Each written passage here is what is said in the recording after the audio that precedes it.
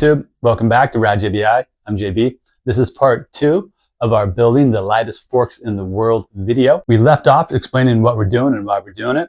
I sent out a couple parts to be coated and treated because I have a certain aesthetic that I wanted to achieve with this build. Those parts have arrived back. I got them to the left of me, and now it's time to unveil those and unwrap it. So what we have is, of course, our 2 JBI titanium lower tubes. Today we just got back from the anodizer, the upper tubes that I had anodized. And then we also got back our fork lugs as well. So first, to start with the fork tubes. I'm pretty pumped with the color that I chose and how they came out. If you've ever had anodized done before, you can see anodized can kind of come in different shades or different tones. So meaning if you ask for a brown, sometimes it can be a chocolate brown, a bronze brown, or it can be a matte finish or a glossy finish. The anodizer we work with, I feel like is one of the best anodizers that we ever have worked with, because every time we get stuff done from them, it's very consistent in the color and very consistent in the tone. So what I asked for was I call blood red, because I wanted to do a red color with it. I think red and gold's gonna look really cool on this.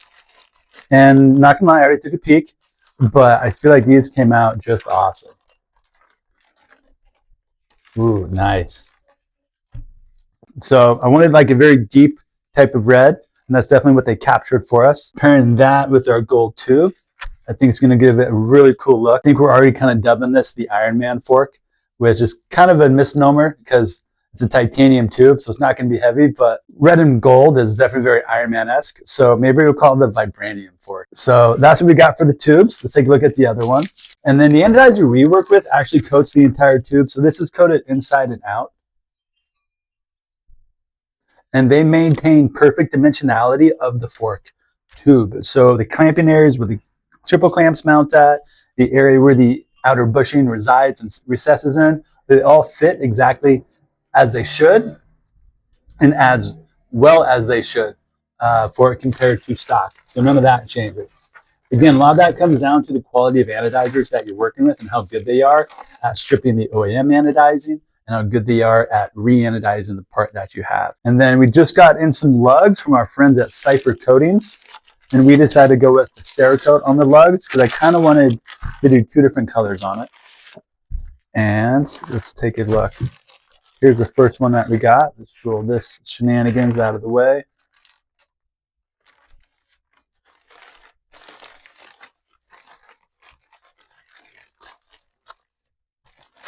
Ooh.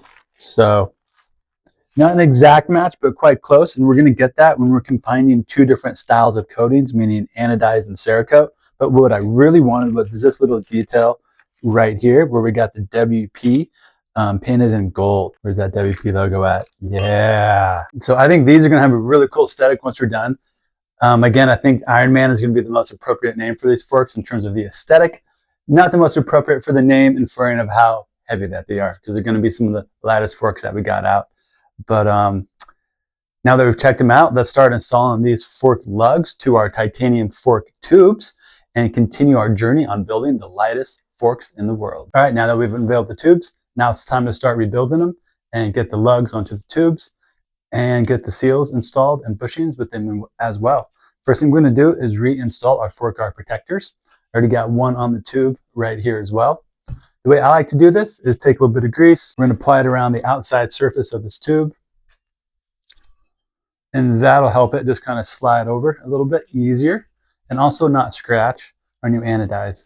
Now, it's very unlikely that the plastic protector is going to scratch the anodize, but anything we can do to help ensure that does not happen, even better. So as you can see, I slid it from this way, and now we're going to pull it over with our fingers, just like that. So let's wipe off any residual grease we may have. That way it doesn't attract any dirt while we ride. And just so happens to be, these are red. We got red, that's kind of the theme. Working out perfect so far. So let's set these to the back and get them out of the way. And we can shift our attention back to our JBI titanium fork tubes and getting them mounted up with these lugs. Let's take a quick little teaser look. Oh, yeah, man, I feel so lucky to get to do what we get to do. And as cool as these are going to look, I'm excited to ride them. Because if there's one thing that we've put a lot of time and effort into, it is our JBI WP air fork settings. They work noticeably better than stock, and they almost rival our spring settings, which says a lot because our spring fork settings perform very, very, very well. And in fact, we got our air fork settings working almost as well. It took a lot of time and effort. So cool, we got that out of the way. What we need to do is get out our tool for putting those on and prep our vise over here so we don't scratch our fork legs. And the way that we're going to do that is take this new microfiber. We're going to fold it in half. I'm going to drape it across the center in here. And that way when we mount up our fork lug, it won't get all marred up by the aluminum soft jaws that we have in there. We have different versions of ways to install tubes. We have clamps as well. Depending on what we're doing and how we're doing it, it's going to dictate what tooling we're going to use. And we're going to want a lot of Loctite.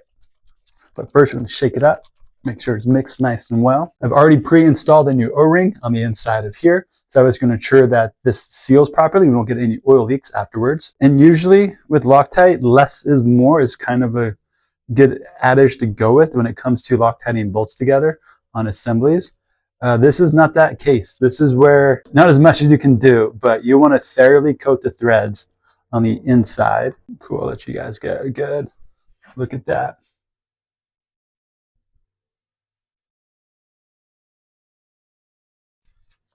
And then lastly, what I like to do is we're going to apply some grease to this inside right here. That just kind of helps the lug go on because sometimes it'll slightly, not rub, but you can hear it's, I guess, interfering with the fork tube a little bit because of how tight of a fitment it is. Also, it creates a little bit of a water barrier over time. We don't ever plan on taking these apart again, but it's nice to know that if we were to take them apart, there won't be any water sneaking down in there. There won't be any rust. Well, there definitely won't be any rust because these tubes are titanium, so we're good on that. Every time, like without fail, we start shooting videos and the airfield above us just seems to send a cavalry every time. So anyways, back to checking our work. We got new O-ring in there. We got a very good coating of Loctite, and we have this greased up on the inside as well. So we can start off by just hand tightening this in there. Dude, this is looking cool.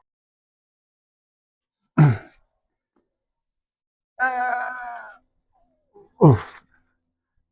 I think we got it bottomed out in there. At the last little bit, you're always going to feel the fork tube compressing the O-ring in there. So you're going to have a little bit more resistance at the very end. And that's normal for these WP style fork lugs and fork tubes.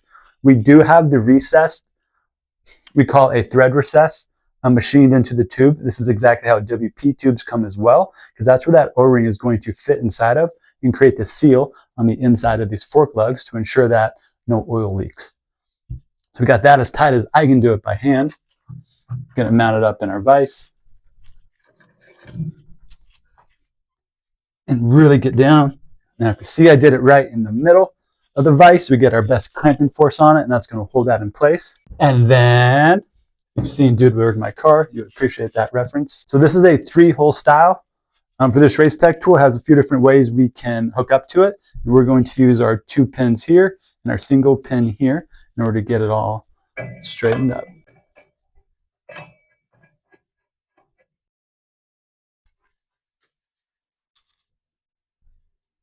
So I'm going to move this out of the way, or else we're going to be banging on it every time I spin it. All right, let's check our work one last time. Make sure that is snug. So is this one, and so is this one. So I don't think we're going to get much more movement out of this because I got it hand tight pretty far. We're definitely going to torque it down. Okay, that was a lie. There we go.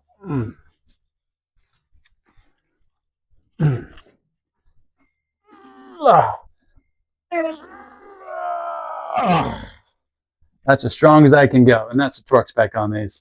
All right, before we do the other one, we're just going to complete this one with seals, tubes, with seals, bushings, and the tube, so that way we don't have to remount this more than once, since we already got it mounted here in our vise. So we get our tube ready, and I'm going to run up front and go grab some new seals and bushings to go along with this. All right, so let's get to assembling this fork tube assembly. First thing that's going to go on is our travel indicator ring that comes stock on these forks already. Sweet. And then we got our SKF seals and new bushings already laid out in the proper order. And we got our seal condom to install over the fork tube as well. This is just a plastic bag. It's a thick one though. I have kind of like a dinner plate at the shop. So I just lay the dinner plate down, trace the outside of it, and I cut it out. And I just have a bunch of these on at the shop. Because over time, they wear out and they'll get little cuts in them. So you just got to replace them. But awesome. So let's do some grease.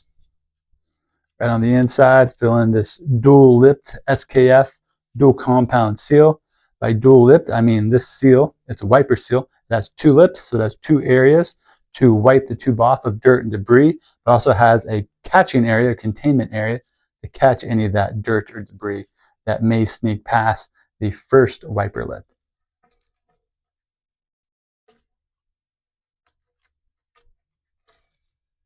Oof, that's slid down like glass. Then we got our circlip and our actual seal. Now, what people commonly misunderstand is when they look at the oil seal, they think that this lip here on the outside is the sealing lip. That's not the case.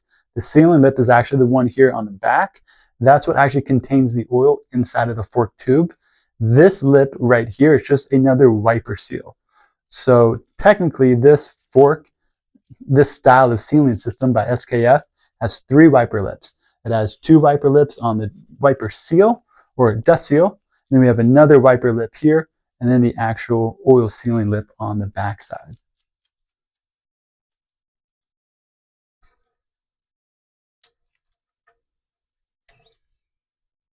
Like glass.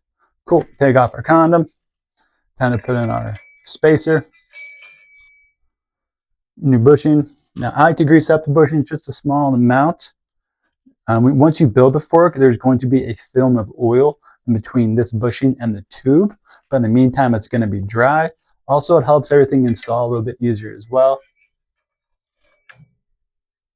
And same with our inner bushing. Also, I'll grease it on the inside and outside and spread it apart just enough.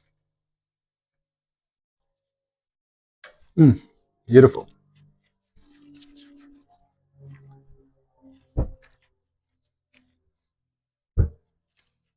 Cool. So now it's time for us to install, oh, almost dropped it, our new, not new, but newly coated outer tube.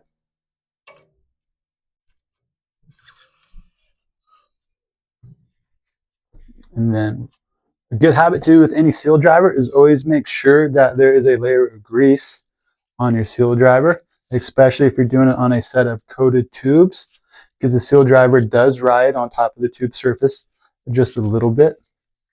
And we want to have a good protective layer of grease to ensure that no scratches or marks are left by the seal driver. Awesome. Cool. So first up is we are going to drive in our outer tube bushing, because this bushing resides in the outer tube. We're going to do that by using our support ring right here.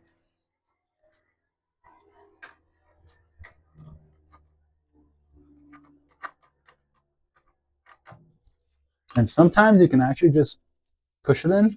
You don't really have to drive it in. I had to give a couple clicks, but that's fully seated now. Oh. So I'm going to wipe off some of this excess grease right here. And now it is time to drive in our actual oil seal.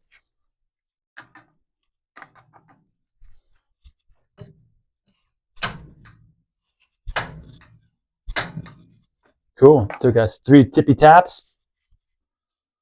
We are all good with our seal driver now. We can set that aside until our next tube. You need a long little tool and get our circlip installed. An easy way to know if you have the seal in all the way is the circlip groove for where this installs. It won't be fully exposed if your fork seal has not been fully seated.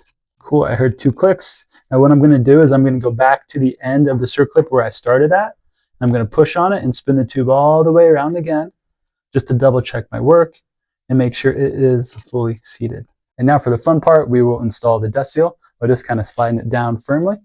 All right, so we've completed one of our forks. We've got our lug installed. We've got the tubes assembled with new bushings, new seals, and new grease.